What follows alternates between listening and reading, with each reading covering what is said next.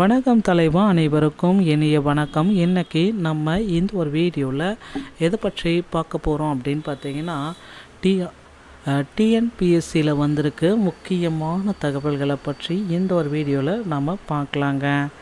So டிஎன்எஸ்டிசியில் தமிழகத்தில் போக்குவரத்து கழகத்தில் டிசிசியுடைய நியமனங்கள். ஸோ டிசிசியுடைய அப்பாயின்மெண்ட் ஆர்டரு இன்னும் வெளியிடலை அப்படின்ட்டு நிறைய பேர் அமைச்சர்கிட்ட கோரிக்கைகள் மேலே லட்சக்கணக்கான கோரிக்கைகளை அமைச்சர்கிட்ட முன்னெடுத்து வச்சுருக்காங்க. நம்மளுடைய போக்குவரத்துறை அமைச்சரும் குறிப்பிட்டு சொல்கிறாரு. என்ன சொல்கிறாரு அப்படின்னா, உங்களுக்கு விரைவில் பணி நியமன ஆணைகள் அனைத்தையும் நாங்கள் வழங்க தயாராகி உள்ளோம் அப்படின்றத குறிப்பிட்டு சொல்கிறாரு போக்குவரத்துத்துறை அமைச்சர். ஸோ அவர் என்ன சொல்கிறாரு, மாண்புமிகு போக்குவரத்துறை அமைச்சர் சிவசங்கர் அவர்கள் நமக்கு பார்த்திங்கன்னா இந்த பணி நியமன ஆணைகளை இந்த ஜனவரி இறுதி இல்லைனா பிப்ரவரி முதல் வாரத்தில் பிப்ரவரி 10ஆம் தேதிக்குள்ளார உங்களுக்கு பணி நியமன ஆணைகள் வந்துடும். பிப்ரவரி 15லேருந்து நீங்கள் பஸ்ஸுக்கு வண்டிக்கு ஏற ஆரம்பிச்சிருவீங்க. அதுக்கப்புறம் தேர்தல் அறிவிப்பு வந்துடும். அதுக்கப்புறம் ஆஸ் யூஷுவல் தேர்தலுடைய நடவடிக்கைகள் பின்பற்றப்படும்.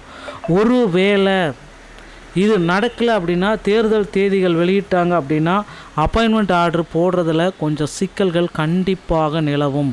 100% அப்பாயின்மெண்ட் ஆர்டர் போடுறதில், தேர்தல் தேதிகள் வெளியிட்டால் அப்பாயின்மெண்ட் ஆர்டர் போடுறதில் சிக்கல்கள் அதிகமாகும். அதனால் அப்பாயின்மெண்ட் ஆர்டர் போடுறதில்ல அதுக்கு முன்னாடியே பார்த்திங்கன்னா நமக்கு பார்த்திங்கன்னா ஒரு சில முக்கியமான அப்டேட்டை கொடுக்கணும். தேர்தல் தேதிக்கு முன்னாடியே அப்பாயின்மெண்ட் ஆர்டர் கொடுத்தா மட்டும்தான் நீங்கள் எல்லாருமே எதிர்பார்த்த அந்த ஒரு நிகழ்வு நடக்கும். இல்லைனா டிஎன்எஸ்டிசியோடைய பணி நியமன ஆணைகள், டிசிசியோடைய பணி நியமன ஆணைகளில் தொய்வு கண்டிப்பாக ஏற்படும். ஸோ மக்களே, கவலையே பட வேண்டாம். போக்குவரத்து கழகத்தில் பணி நியமன ஆணைகள் எப்பொழுது நமக்கு வழங்கப்படும்? இந்த கேள்விகள், லட்சக்கணக்கான கேள்விகள் மக்கள் இருக்குது. ஸோ அப்பாயின்மெண்ட் ஆர்டரு அப்படின்றது இப்போ ரெடியாக இருக்கீங்க. கண்டிப்பாக அப்பாயின்மெண்ட் ஆர்டரு நமக்கு இந்த ஜனவரி இறுதி இல்லைனா பிப்ரவரி முதல் வாரத்தில் உங்களுக்கு இந்த அப்பாயின்மெண்ட் ஆர்டரு வந்துவிடும் என்ற நம்பிக்கையோடு இருங்கள் மக்களே.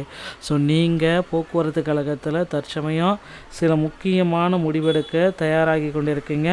போக்குவரத்து கழகத்தில் டிரைவர், கண்டக்டர், சரிங்களா? ஸோ இந்த டிரைவர், கண்டக்டர் பணியிடங்களை நிரப்பணும் அப்படின்றது பெரிய சவாலாக இருக்குங்க. ஸோ டிரைவர் கம் கண்டக்டர் தான் இந்த ஆண்டில் நிரப்பியிருக்காங்க. ஆனால் டிரைவர் கண்டக்டரை நிரப்பணும் அப்படின்றதுக்காக ஒரு கோரிக்கைகள் எழுந்திருக்கு. ஸோ டிரைவர் தனியாக, கண்டக்டர் தனியாக எடுக்கணும் அப்படின்ற மாதிரி ஒரு கோரிக்கைகள் போயிட்டுருக்கு. அப்படி பார்க்குறப்போ போக்குவரத்து கழகத்தில் டிரைவர் ஒரு 10,000 பேரும், கண்டக்டர் ஒரு 7,000 பேரும் நியமிக்க போகிறாங்க அப்படின்றது நமக்கு எதிர்பார்த்த ஒரு மிகப்பெரிய ஒரு அறிவிப்பு மக்களே. ஸோ கண்டிப்பாக டிரைவர் தனியாகவும் கண்டக்டர் தனியாகவும் எடுக்க போகிறாங்க. இதற்கான ஒரு அப்டேட், மாபெரும் அப்டேட்டை டிஎன்எஸ்டிசி நமக்கு வெளியிடும். போக்குவரத்து துறையின் சார்பாக வெளியிட போகிறாங்க அப்படின்ற தகவல் நமக்கு கிடைக்கப்பட்டிருக்குங்க. ஸோ நீங்கள் டிஎன்எஸ்டிசியில் ஜாயின் பண்ணணும் அப்படின்னு நினச்சிங்கன்னா உங்கள் அருகாமையில் இருக்கிற ஆர்டிஓ அலுவலகத்தை அணுகி டிரைவிங் லைசன்ஸ் மற்றும் கண்டக்டர் லைசன்ஸை பெற்று வைத்து கொள்ளுங்கள். ஸோ டிரைவிங் லைசன்ஸ் பெறுவது எளிது, ஆனால் கண்டக்டர் லைசன்ஸ் பெறுவது அவ்வளவு எளிது கிடையாது.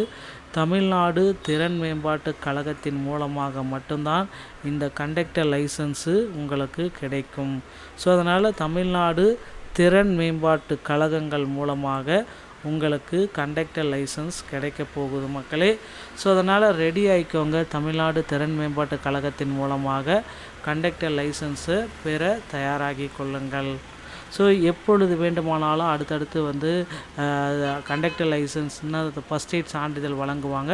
அதன் பிறகு உங்களுக்கு கண்டக்டர் லைசன்ஸ் அதை காட்டி நீங்கள் கண்டக்டர் லைசன்ஸை பெற்று வைத்து கொள்ளலாம். ஸோ இந்த வீடியோ பதிவு உங்களுக்கு பிடிச்சிருக்கும் அப்படின்னு நினைக்கிறேன். மீண்டும் ஒரு நல்ல தகவலோடு நான் உங்களை சந்திக்கிறேன். நன்றி, வணக்கம்.